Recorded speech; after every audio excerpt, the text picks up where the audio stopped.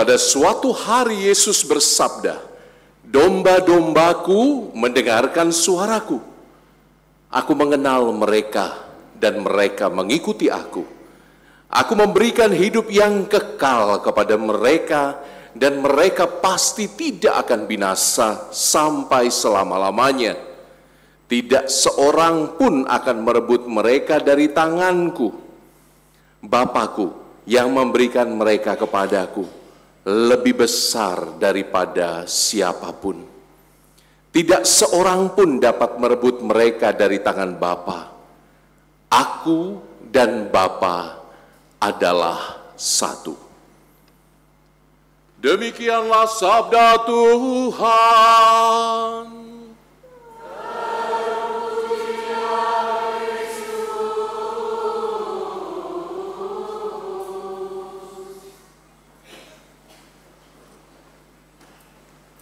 Romo Hanes yang terkasih, saudari-saudaraku, selamat sore. Saya Romo Koko yang sekarang bertugas di kota Palembang, datang untuk acara Eucharistic Revival besok di kota Casablanca. Jadi kebetulan saya hadir di minggu ini dan merayakan misa di paroki yang cantik ini, secantik warganya. Kok nggak senyum sih? Beban Anda terlalu berat kayaknya. Saudari-saudaraku yang diberkati Tuhan, hari ini gereja merayakan hari Minggu Panggilan. Bacaan Injil bicara tentang ego sum pastor bonus. Aku adalah gembala yang baik. Ada ikatan yang tidak terpisahkan antara gembala dengan domba-dombanya.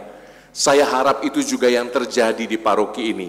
Ada keakraban, ada keintiman, ada kehangatan antara gembala yang sudah ditugaskan di paroki ini dengan domba-dombanya. Biasanya figur gembala harus besar, tinggi, dan gendut.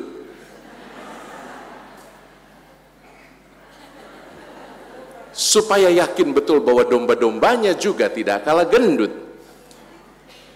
Coba lihat kanan kiri Anda, apakah sudah ada domba yang ideal di antara kita? Saudari-saudaraku, keintiman dengan Yesus itu poinnya.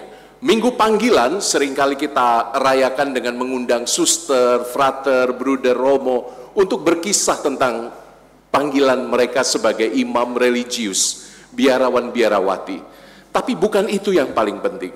Yang paling penting adalah Anda menyadari tanpa Yesus Anda tidak bisa buat apa-apa. Tanpa Yesus tidak ada kehidupan yang kekal. Tanpa Yesus tidak ada pengharapan. Tanpa Yesus kita tidak bisa memegang janji yang tadi disebutkan. Tidak ada seorang pun dapat merebut mereka dari tangan Bapa. Aku dan Bapa adalah satu. Maka pertanyaan pertama Romo untuk Anda semua, apakah Anda sudah cukup kenal dengan Tuhan Yesus? Apakah secara personal Anda mengenal Dia? Apakah Anda bisa memberi nama siapa Tuhan Yesus bagi Anda? Anda punya jawabannya? Punya? Betul? Siapa Tuhan Yesus bagi Anda? Ibu lektris ini, ibu pemazmur, pendamping hidupmu. Bukan suami ya pendamping hidupmu ya. Tuhan Yesus. Oh, nggak punya suami? Nggak punya suami, belum ya? Oh, memang selibat, tidak punya ya. Puji Tuhan, saya juga nggak punya istri. Ya.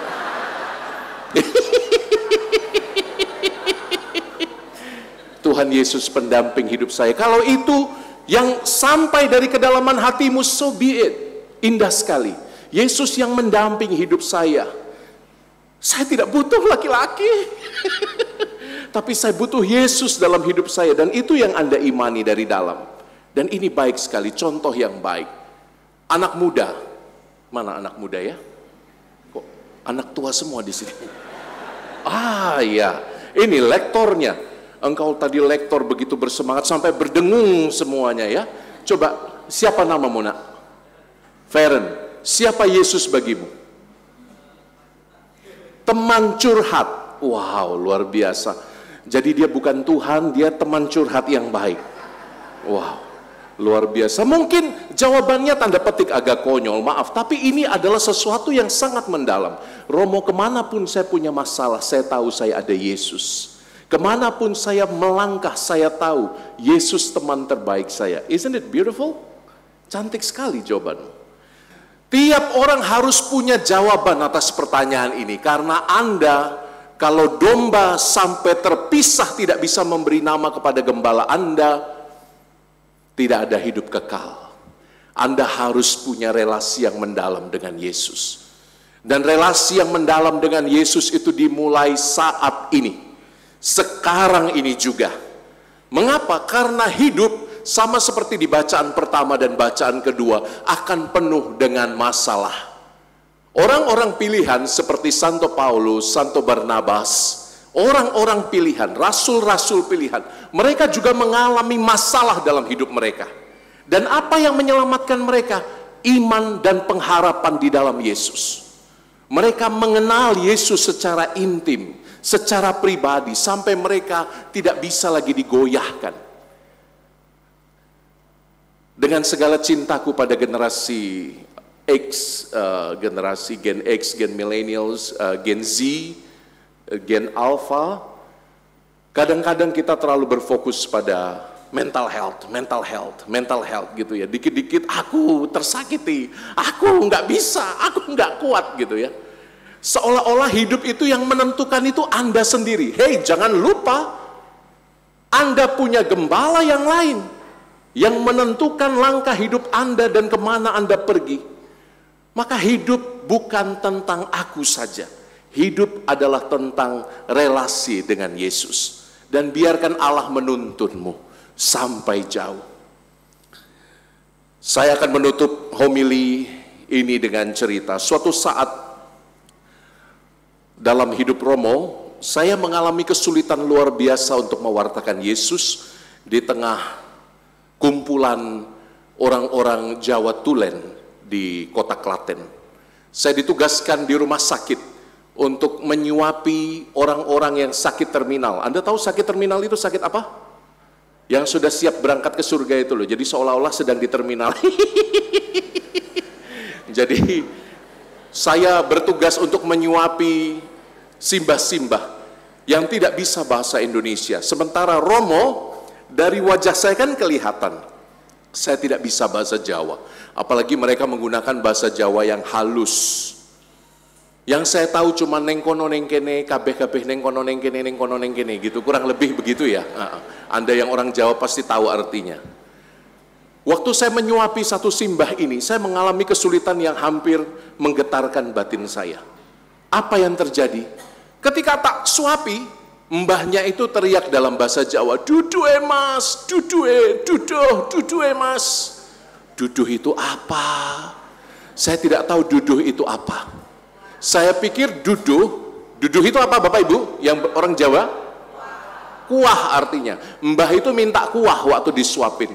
Romo berpikirnya dengan keterbatasan saya, duduh itu adalah format bahasa Jawa halus untuk, nguyuh, untuk pipis. Jadi saya angkat pispotnya, "Duduh mbah." Pispotnya itu ada isinya. Dan oma-oma ini, wah teriak ya, "Duduh." Saya tidak tahu apa itu duduh. Rupanya dia berpikir saya mempermainkan dia. Jadi saya minta kuah kok malah dikasih air yang lain gitu. Besoknya mbah ini meninggal. Kok Anda ketawa, saya lagi sedih itu. Saya merasa sedih hati karena saya merasa gagal melayani dengan sepenuh hati. Sampai satu suster mengingatkan saya, "Romo," frater waktu itu ya, "Frater, jangan terlalu bersedih.